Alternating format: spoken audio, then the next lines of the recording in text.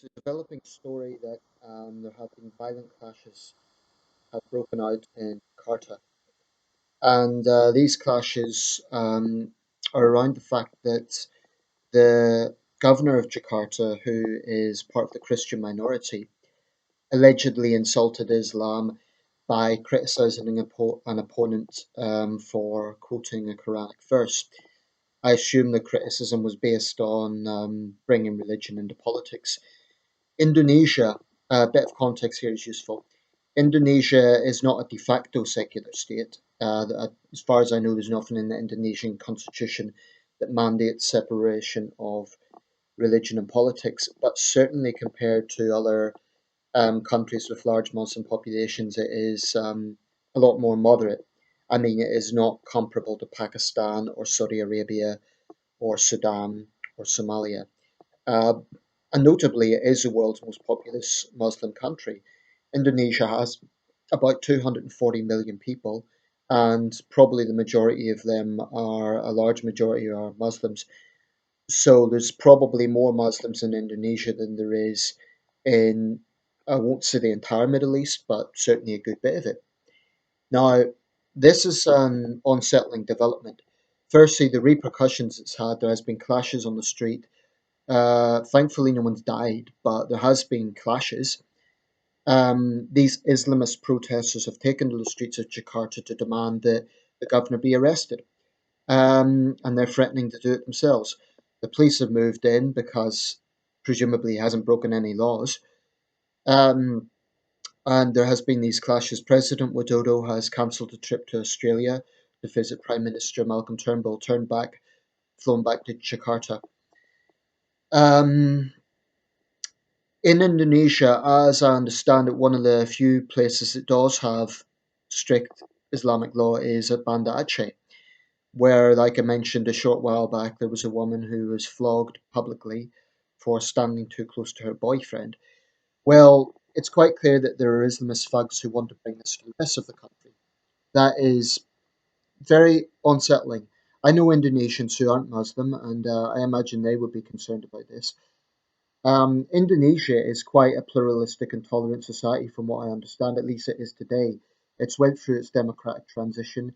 It's an emerging economy. I guarantee you, this sort of nonsense will hold it back. And the mentality of Islamists, their bullying tactics, is not surprising. But it does make me think that the next time Muslims in the West complain about poor treatment, just look at this. Just look at this. You simply do not see the same level of outrage from other religions. Every time there is a perceived offence, you certainly don't see it from Christians. And yes, you get fanatical Christians out there like the Westboro Baptist Church. I'm fully aware of that. But there is a fundamental problem with intolerance within Islam. This is irrefutable. And to those Muslims who don't like what I'm saying, well, instead of just complaining about it, do something about it. Accept that this is a problem and condemn these people. But when you condemn them, don't say they're nothing to do with Islam, because that to me is deflection. That is not accepting any sort of acknowledgement of the problem that is going on. It's not your fault. But at the very least, if you call yourself a Muslim, then acknowledge that there is a problem here. It's often said Islam is perfect, people are not. Well, in line with that thinking, then accept that there are Muslim extremists. And if these people have their way, then you will find people in Jakarta being stoned for drinking. That is the sort of mentality that they want. Indonesia is not Pakistan. But the way this is going, it's going down a dark path, and it's troubling, to be quite honest. I hope President Widodo takes a hard line, and I have no sympathy for these scumbags. I despise Islamists. I think they are a cancer on the world, and I fully support the Indonesian government in cracking down hard on them. No sympathy. Some people might say hardline approaches radicalize them. In the end of the day, these people are bullies and fascists. They will find any excuse to do what they do.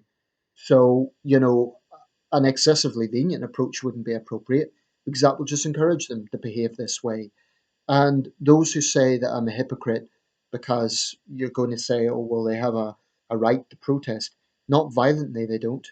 And this has been violent. So this isn't just a case of them having their opinion. they're violently protesting. I fully support the Indonesian authorities in cracking down hard because these people are thugs. And my thoughts are with the governor right now. I couldn't care less, to be quite honest, if he has offended Islam, because frankly, Islam gets very, very easily offended. There are many Muslims who will find reasons to be offended. It seems to me his only crime was criticizing an opponent for quoting the Quran. Now, I don't see any problem with that because if you get a situation, say for instance, you had a Christian quoted the Bible in a Christian majority country against a Muslim politician, there would be an outcry. They would say, "Oh, look, this is Islamophobic."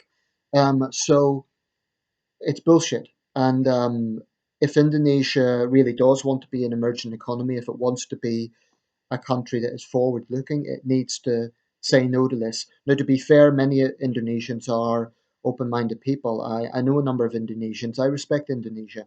And it's the same situation in Bangladesh. As many young Bangladeshis don't want to see this shit. They're forward thinking and they actively protest against that. And for that, I really do respect them. So I just hope this doesn't escalate. I hope the perpetrators are arrested for causing criminal damage and using violence. And yeah, I'm not saying they shouldn't have due process, but there needs to be a hard line because, believe me, as soon as you give an inch to Islamists, they want to take a mile. And it is a threat to everywhere where they spread their poison. So that's some candid thoughts on that situation. I just hope it doesn't escalate.